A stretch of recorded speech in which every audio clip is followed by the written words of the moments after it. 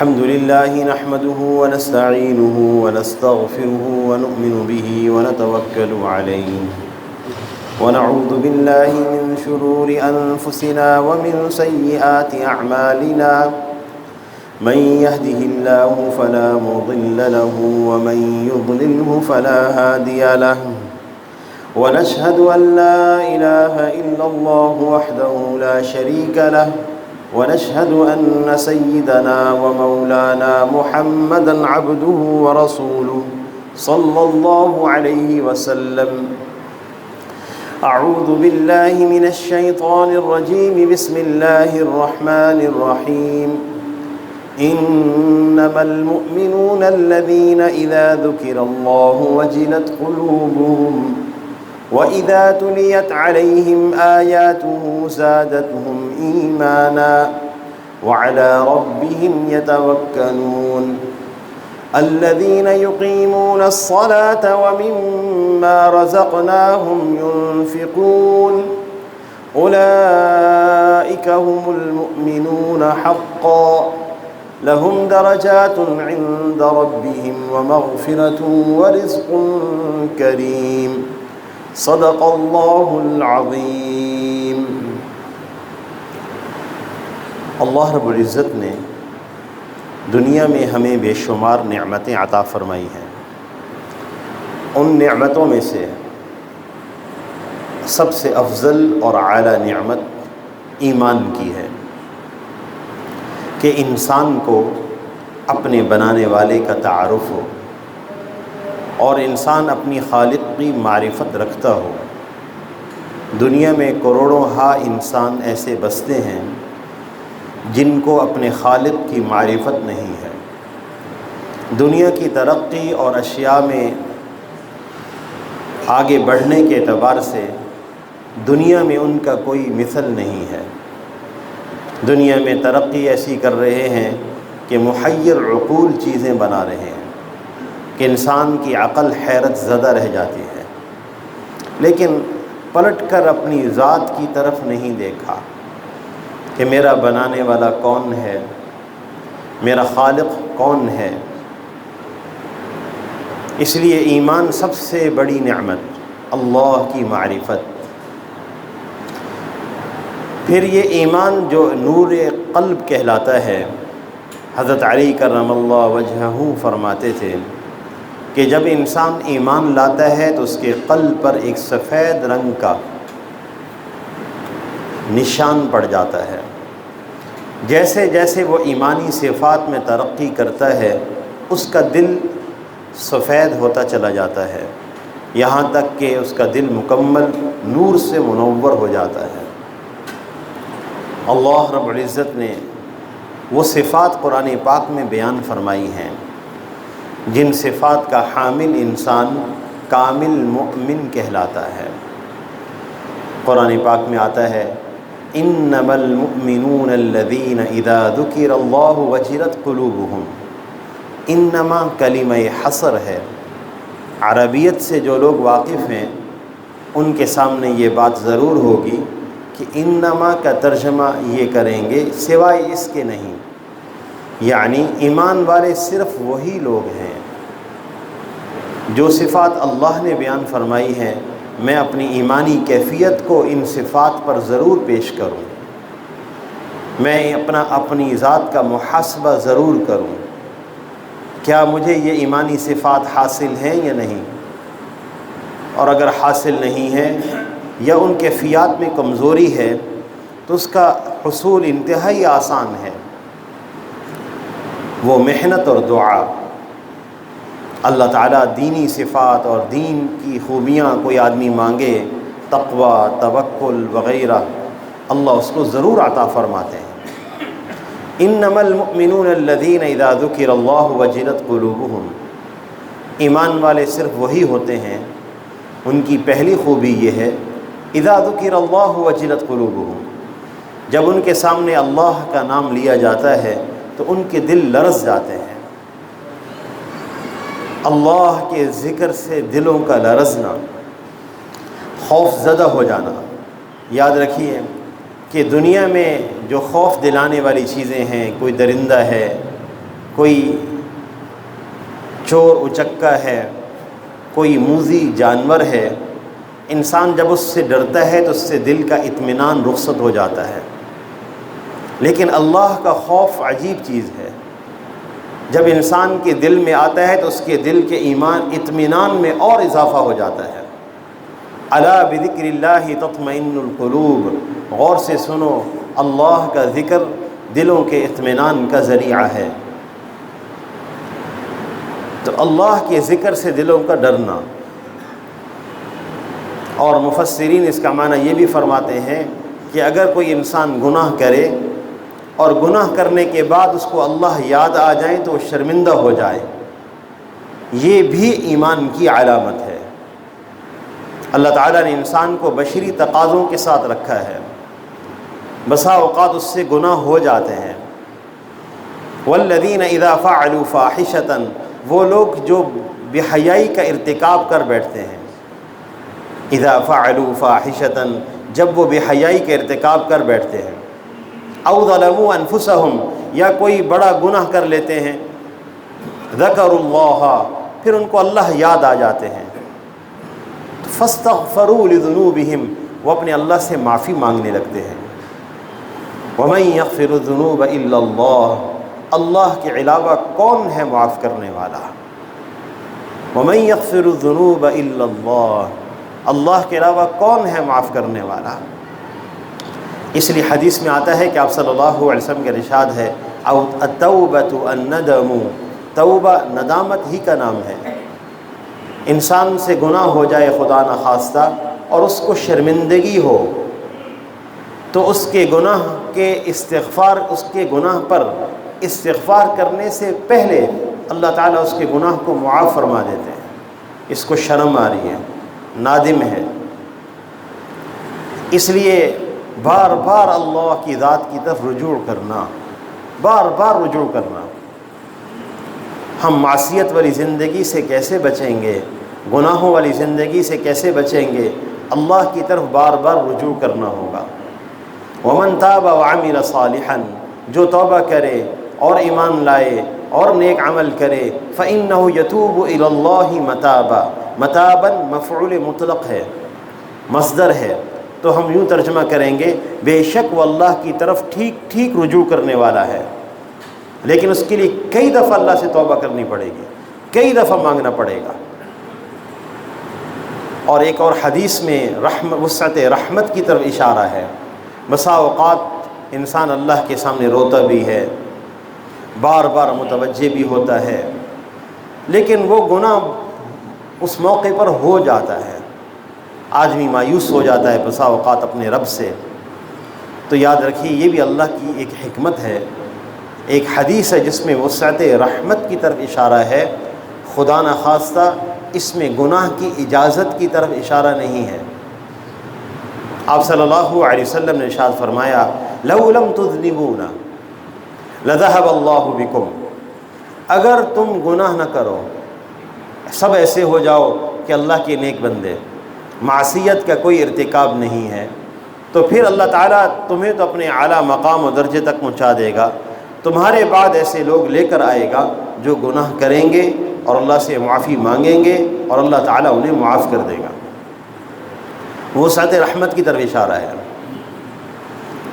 اس لیے قرآن پاک کی ایک آیت ایسی ہے جو مایوسی سے نکالنے والی ہے، یا عبادی الذین اسرفوا علی انفسہم لا تقنطوا من رحمت اللہ، اے میرے وہ بندوں جن سے غلطیاں ہو گئی ہیں وہ میری رحمت سے نا امید نہ ہو۔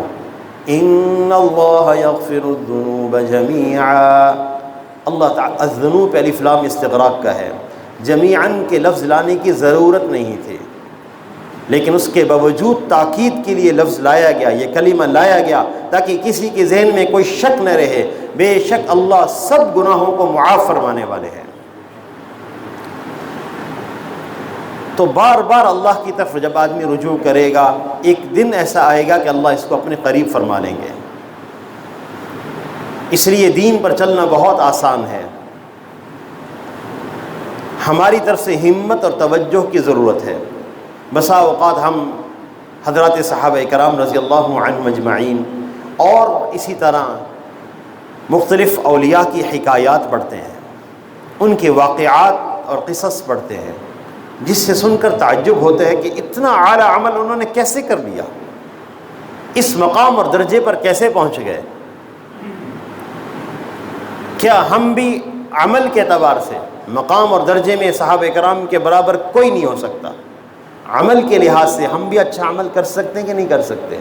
آپ صلی اللہ علیہ وسلم کے ارشاد ہے، حدیث قدسی ہے، اذا تقرب العبد الی شبرا، جب بندہ میری طرف ایک بالشت بڑھتا ہے، تقربت الیہ ذراعا، میں اس کی طرف ایک ہاتھ بڑھتا ہوں، وَإِذَا تَقَرَّبَ الْعَبْدُ إِلَيَّ ذِرَاعًا، اور جب بندہ میری طرف ایک ہاتھ بڑھتا ہے، تقربت منہ باعا، میں اس کی طرف دو ہاتھ بڑھتا ہوں، وَإِذَا أَتَانِي يَمْشِي أَتَيْتُهُ هَرْوَلًا، اور جو میرے پاس چل کر آتا ہے میں اس کو دوڑ کے لے لیتا ہوں۔ محدثین نے اس کا معنی یہ لکھا ہے کہ آدمی دین پر ایک بالش بڑھتا ہے، اللہ اس کو ایک ہاتھ دین پر چلا دیتے ہیں، جو ایک ہاتھ چلتا ہے اللہ اس کو دو ہاتھ چلاتے ہیں، جو دین پر چلتا ہے اللہ اس کو دین پر دوڑا دیتے ہیں۔ اس لیے جو آدمی 10% دین پر عمل کرے اللہ 20% کی توفیق عطا فرماتے ہیں، جو 20% عمل کرے اللہ 50% کی توفیق عطا فرماتے ہیں، جو 50% عمل کرے اللہ 100% کی توفیق عطا فرما دیتے ہیں۔ یہاں تک کہ علماء نے لکھا ہے کہ اگر کوئی آدمی 24 گھنٹے کی زندگی کے اندر 1 گھنٹہ تقوی کا اہتمام کر لے، اگر کہ اپنے کانوں سے اپنی آنکھوں سے اللہ کی نافرمانی نہیں کریں گے 1 گھنٹے کے لیے، اللہ تعالیٰ 24 گھنٹے کی تقوی والی زندگی عطا فرما دیں گے۔ انما المؤمنون الذين اذا ذكر الله وجلت قلوبهم، ایمان والے صرف وہی ہوتے ہیں جب ان کے سامنے اللہ کا نام لیا جائے تو ان کے دل لرز جائیں۔ وَإِذَا تُلِيَتْ عَلَيْهِمْ آيَاتُهُ زَادَتْهُمْ إِيمَانًا، اور جب ان کے سامنے قرآن کی آیات تلاوت کی جاتی ہیں تو ان کا ایمان بڑھ جاتا ہے۔ قرآن ایمان کے بڑھنے کا ذریعہ ہے، اس کی تلاوت، اس کی سماعت، اللہ ہمیں قرآن سننے سے بھی لذت لینے والا بنائے۔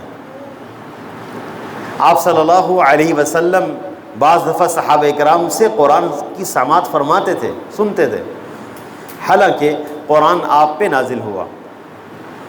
ایک دفعہ عبداللہ بن مسعود رضی اللہ تعالیٰ عنہ سے فرمایا اقرأ، تلاوت کیجئے، وہ کہنے لگے اقرأ علیک وعلیک انزل، قرآن آپ پہ نازل ہوا ہے اور میں آپ کے سامنے تلاوت کروں، کیسے ہو سکتا ہے؟ آپ نے فرمایا اقرأ، میرا دل چاہتا ہے کہ میں کسی اور سے سنوں۔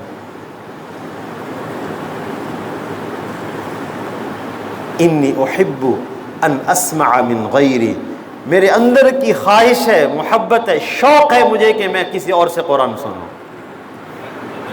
آپ صلی اللہ علیہ وسلم کے الفاظ بڑے عجیب ہیں۔ عبداللہ بن مسعود رضی اللہ تعالیٰ عنہ نے سورۃ النساء کی تلاوت فرمائی، جب اس آیت پر پہنچے فَكَيْفَ إِذَا جِئْنَا مِن كُلِّ أُمَّةٍ بِشَهِيدٍ وَجِئْنَا بِكَ عَلَى هَؤُلَاءِ شَهِيدًا، تو آپ نے فرمایا حسبک، بس کرو۔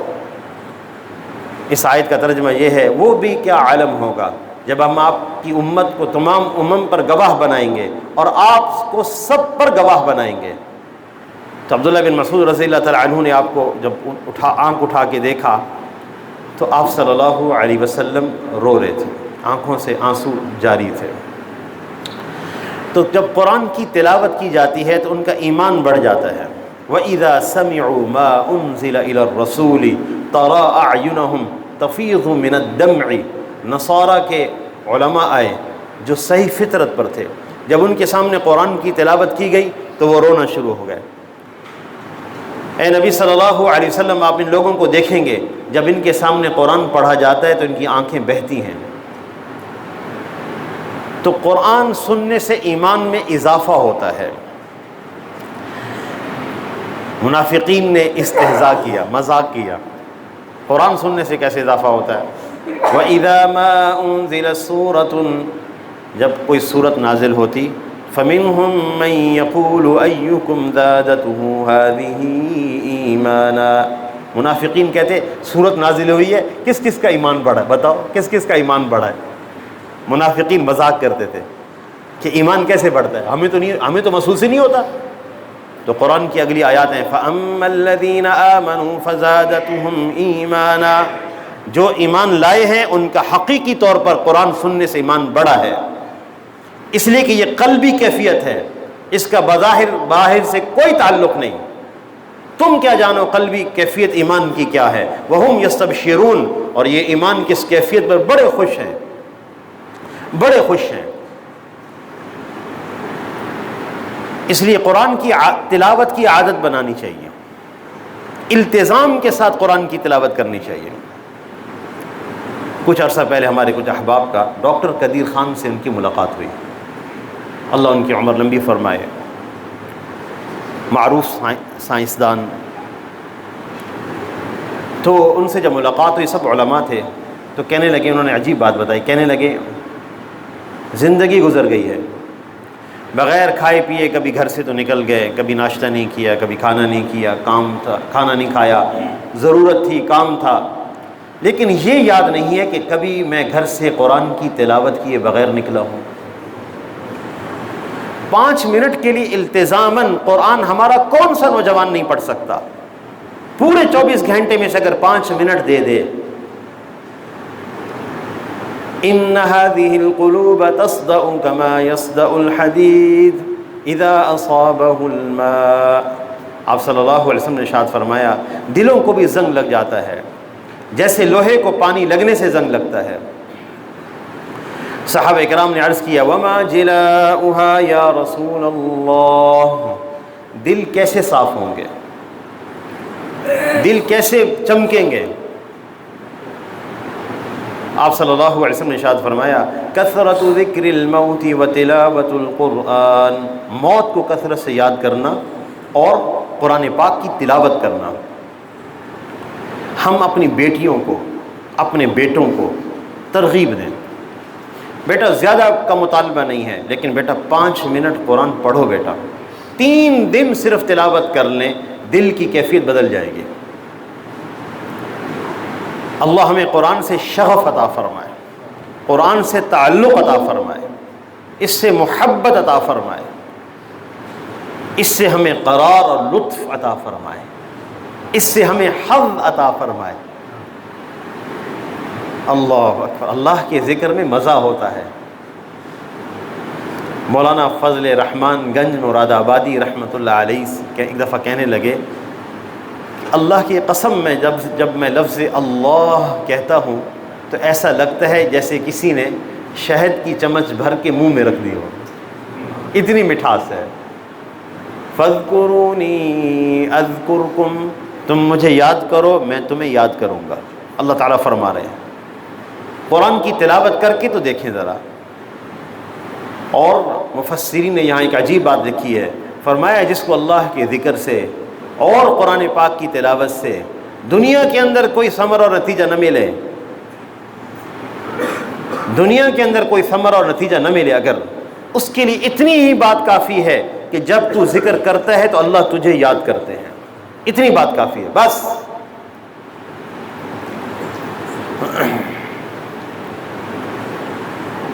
وَإِذَا تُلِيَتْ عَلَيْهِمْ آيَاتُهُ زَادَتْهُمْ إِيمَانًا، تیسری صفت وَعَلَى رَبِّهِمْ يَتَوَكَّلُونَ، اور وہ لوگ اپنے رب پہ توکل کرتے ہیں۔ ایمان والوں کی خوبی ہے اپنے رب پر کامل بھروسہ کرنا۔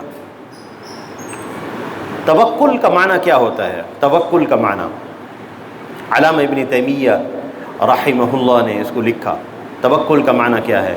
فعل العبد ان يكون قلبه معتمدا على الله، کہ انسان کا دل اللہ کی ذات پر اعتماد کیے ہوئے ہو، لا سبب من الاسباب، دنیاوی اسباب میں سے کسی سبب کی طرف انسان کا دل متوجہ نہ ہو۔ کرنے والے اللہ ہیں اور کرنے میں کسی کے محتاج نہیں، بے نیاز ہیں، اللہ کی ذات کی طرف دل متوجہ ہو جائے، دل کسی سبب کی طرف متوجہ نہ ہو۔ اس کو توکل کہتے ہیں۔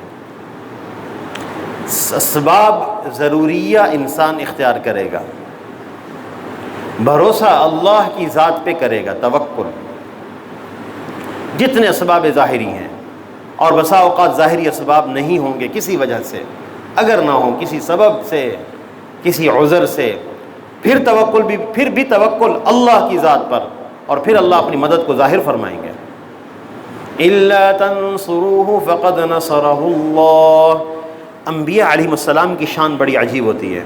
تعلیم قولاً، زبان سے بات سمجھا رہے ہیں، عمل سے کر کے دکھا رہے ہیں۔ زبان سے بات سمجھا رہے ہیں، عمل سے کر کے دکھا رہے ہیں۔ آپ صلی اللہ علیہ وسلم اور ابو بکر صدیق رضی اللہ تعالی عنہ جب غار ثور میں مقیم تھے اور کفار پیچھا کرتے کرتے قدموں کے نشانات دیکھتے دیکھتے غار کے دھانے پر آ گئے، تو حضرت ابو بکر صدیق رضی اللہ تعالی عنہ گھبرائے، کہنے لگے یا رسول اللہ لو ان احدهم نظر تحت قدمیہ لابصرنا، ان میں سے کسی ایک نے بھی پاؤں کی طرف دیکھا تو ہمیں دیکھ لے گا۔ اتنے قریب لوگ کھڑے تھے غار کے دھانے پر۔ تو آپ صلی اللہ علیہ وسلم نے ارشاد فرمایا فما ظنک یا ابا بکر باثنین اللہ ثالثہما، اے ابو بکر تیرا ان دو کے بارے میں کیا خیال ہے جس کا تیسرا اللہ ہو۔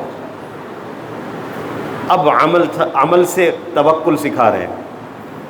الا تنصروہ، اگر تم اپنے رسول صلی اللہ علیہ وسلم کی مدد نہیں کرو گے، فقد نصرہ اللہ، ان کو تمہاری مدد کی ضرورت نہیں ہے، ان کی مدد کرنے کے لیے اکیلا اللہ ہی کافی ہے۔ اذ اخرجہ الذین کفروا ثانی اثنین اذ ہما فی الغار، جب وہ ان کو کفار نے نکالا تھا جب وہ دونوں غار میں تھے۔ اذ یقول لصاحبہ لا تحزن ان اللہ معنا، جب وہ اپنے صاحب ابو بکر صدیق رضی اللہ عنہ سے یوں کہہ رہے تھے غم نہ کرو اللہ ہمارے ساتھ ہے، ان اللہ معنا، اللہ ہمارے ساتھ ہیں۔ تو توکل ظاہری اسباب کو اختیار کرنا اور پھر پورا اعتماد اللہ کی ذات پر ہو۔ اگر یہ کیفیت نصیب ہو جائے، وَمَن يَتَوَكَّلْ عَلَى اللَّهِ فَهُوَ حَسْبُهُ، جو اللہ پہ بھروسہ کرے گا اللہ اس کو کافی ہو جائیں گے۔ آپ صلی اللہ علیہ وسلم نے اس باب میں بڑی تربیت فرمائی۔ ایک صحابی رضی اللہ تعالی عنہ دیہات کے رہنے والے حضور صلی اللہ علیہ وسلم کی خدمت میں آئے اور کہنے لگے یا رسول اللہ ناقتی اعقلها، میری اونٹنی ہے اس کو اعقلها واتوکل او اترکها واتوکل، میری اونٹنی ہے میں اس کو باندھوں پھر اللہ پہ توکل کروں یا چھوڑ دوں اور پھر اللہ پہ توکل کروں؟ آپ صلی اللہ علیہ وسلم نے ارشاد فرمایا اعقل وتوکل علی اللہ، اس کو باندھو اور پھر بھروسہ اللہ کی ذات پہ کرو۔ اسی طرح انسان بسا اوقات کو ظاہری اسباب اختیار نہ کرے جو اس کے اختیار میں تھے، جس کی وجہ سے اس کو کوئی نقصان پہنچ گیا۔ یہ بات بہت توجہ سے سننی ہوگی۔ انسان بسا اوقات وہ ظاہری اسباب نہ اختیار کرے جو اس کے پاس موجود تھے۔ نوجوان جاب کے لیے سی وی دیتے ہیں، کاغذ رکھنے کا طریقہ معلوم نہیں، پیش کرنے کا طریقہ معلوم نہیں، اور پھر اس کے پر مزاد یہ کہ اس کے مطابق علم نہیں ہے، کہتے ہیں بس جاب نہیں لگتی، دعا کریں کہ وظیفہ بتائیں۔ انسان کے پاس کچھ ظاہری اسباب ہوں اور وہ ان کو اختیار نہ کرے جس کی وجہ سے اس کو کوئی نقصان پہنچے، تو اس بات کو اللہ کی طرف منسوب نہ کرے کہ اللہ نے مرضی نہیں تو کام نہیں ہوا۔ اس لیے کہ آپ صلی اللہ علیہ وسلم کے ارشاد ہے من اصبح من بات وفی یدہ ریح غمر، جو آدمی رات کو سوئے اور اس کے ہاتھوں پر چربی کی بو لگی رہ گئی اور اس کو کسی چیز نے رات کو کاٹ لیا، فلا یلومن الا نفسہ، وہ اپنے نفس کو ملامت کرے، یوں نہ کہے کہ اللہ نے کیا، فلا یلومن الا نفسہ، اپنے نفس کو ملامت کرے۔ ظاہری اسباب بھی نعمت ہوتے ہیں، ظاہری اسباب بھی نعمت ہوتے ہیں، ان کی تحقیر کی اجازت نہیں ہوتی۔ مفتی تقی عثمانی صاحب فرمانے لگے میں اپنے والد صاحب کے ساتھ اور ہمارا چھوٹا بھائی بڑے خوش قسمت لوگ ہوتے جن کو تربیت کرنے والے ماں باپ مل جائیں۔ کپورتھلا رات کو ہم ٹہل رہے تھے، جا رہے تھے کسی طرف، والد صاحب ساتھ تھے، مفتی شفیع صاحب رحمۃ اللہ علیہ، مفتی اعظم پاکستان۔ میرے بھائی نے کوئی چیز جیب سے نکالی تو سکے نیچے گر گئے، 1 پیسہ 2 پیسہ اس زمانے میں ہوتے تھے، جیسے آج 5 روپے کا سکہ، 10 روپے کا سکہ، وہ نیچے گر گئے۔ تو اس کو اٹھانے کی حاجت تو نہیں ہوتی، کیوں آدمی وقت ضائع کرے، اندھیرا بھی تھا۔ تو آگے بڑھنے لگے تو والد صاحب نے کہا ماچس جلاؤ اور ڈھونڈو وہ سکے کہاں ہیں۔ کہنے لگے ہم نے وہ ڈھونڈے، ان کو اٹھایا، پھر ایک دوسرے موقع پہ فرمایا دیکھو یاد رکھو، کوئی نعمت ایسی ہو جس کے قلیل اجزاء نفع دیتے ہوں، کوئی نعمت ایسی جس کے قلیل اجزاء نفع دیتے ہوں، ان کے جس کے کثیر اجزاء، کوئی نعمت ایسی جس کے کثیر اجزاء نفع دیتے ہوں۔ 5000 کا نوٹ بہت فائدے والا ہے، اچھا 20,000 روپے بڑے فائدے والے ہیں، وہ نعمت جس کے کثیر اجزاء نفع دیتے ہوں، اس کی قلیل اجزاء کی ناقدری نہیں کرنی چاہیے۔ الذين يقيمون الصلاة ومما رزقناهم ينفقون، ہم بات مکمل کر لیں، آخری 2 صفات مختصر سی۔ اور وہ لوگ جو نماز قائم کرتے ہیں، نماز کا اہتمام کرنا، اس کے دنیاوی اعتبار سے 2 بڑے فائدے ہیں، اللہ کی محبت، اللہ کی رحمت کا نصیب ہونا، اور ظاہری طور پر مشکلات کا دور ہونا۔ یا ایھا الذین آمنوا استعینوا بالصبر والصلاۃ، اے ایمان والو نماز کے ذریعے سے اللہ سے مدد مانگو۔ اور اس کا آخرت میں سب سے بڑا فائدہ جو حدیث میں بیان کیا گیا ہے وہ یہ ہے، نماز کا سب سے بڑا فائدہ یا نماز کی سب سے بڑی فضیلت یہ ہے کہ آپ صلی اللہ علیہ وسلم کے پاس ایک دفعہ صحابہ کرام تشریف لائے، 14ویں رات کا چاند نکلا ہوا تھا۔ آپ نے فرمایا انکم سترون ربکم، تم اپنے رب کی طرف اس طرح دیکھو گے جیسے تمہیں چاند نظر آ رہا ہے۔ انکم سترون ربکم، ان قریب تم اپنے رب کو دیکھو گے۔ لو استطعتم الا تغلبوا على صلاة قبل طلوع الشمس وقبل غروبها فافعلوا، لہذا اگر ہو سکے 2 نمازوں کا خوب اہتمام کرنا، ایک سورج نکلنے سے پہلے اور ایک سورج غروب ہونے سے پہلے، عصر اور فجر۔ رات کو جلدی سونے کی عادت بنائے، صبح جلدی اٹھنے کی عادت بنائی جائے۔ جو آدمی فجر کی نماز نہ پڑھے اس کے ساتھ اللہ کی حفاظت کا ذمہ نہیں ہوتا۔ کیسے انسان ایک پورا دن گزارے اللہ کی حفاظت کے بغیر؟ کس طرح دن گزارے گا وہ؟ کیسے عادت بن گئی کہ ہمیں اللہ کی حفاظت نہیں چاہیے؟ فَهُوَ فِي ذِمَّةِ اللَّهِ، فجر کی نماز پڑھنے والا اللہ کی حفاظت میں ہوتا ہے۔ رات کو جلدی سونے کی عادت بنائے۔ نہیں نیند آتی، کرونا کے سبب ہمارے نوجوانوں کی نیندیں خراب ہو گئی ہیں، کرونا کے سبب رات کو دیر تک جاگ رہے، دیر تک سوشل میڈیا، یوٹیوب اور پتہ نہیں نہ جانے کیا کیا سامان نگاہوں کے سامنے ہیں۔ کئی چیزیں دیکھنے سے دماغ میں انتشار پیدا ہوتا ہے، لطف اور راحت نہیں ملتی، انتشار پیدا ہو جائے گا قلوب کے اندر، اذان کے اندر۔ اس لیے جلدی رات کو سونا، صبح جلدی اٹھنا۔ وَمِمَّا رَزَقْنَاهُمْ يُنْفِقُونَ، اور جو کچھ ہم نے ان کو دیا ہے اس میں سے اللہ کی راہ میں خرچ بھی کرتے ہیں۔ اولئک هم المؤمنون حقا، یہ ہیں پکے ایمان والے۔ لہم درجات عند ربہم، اللہ کے ہاں ان کے بڑے درجے ہیں۔ ومغفرۃ، اور ان کے لیے مغفرت بھی ہے۔ ورزق کریم، اور آخرت میں رزق کریم کا وعدہ ہے، جس کے بارے میں حدیث قرآن میں آتا ہے وَلَكُمْ فِيهَا مَا تَشْتَهِي أَنفُسُكُمْ، کل قیامت کے دن جو جنت میں جو تم چاہو گے ہم تمہیں دیں گے۔ زبان پر آنے سے پہلے کلمات زبان پر نہیں آئیں گے، صرف چاہت پہ ملے گا۔ کیوں؟ نزلا من غفور الرحیم، تم جانتے ہو یہ مہمان نوازی کس کی طرف سے ہے؟ یہ بخشنے والے مہربان رب کی طرف سے ہے۔ اللہ تعالیٰ سے دعا ہے کہ اللہ ہمیں ان باتوں پہ عمل کی توفیق عطا فرمائے۔ وآخر دعوانا ان الحمد للہ رب العالمین۔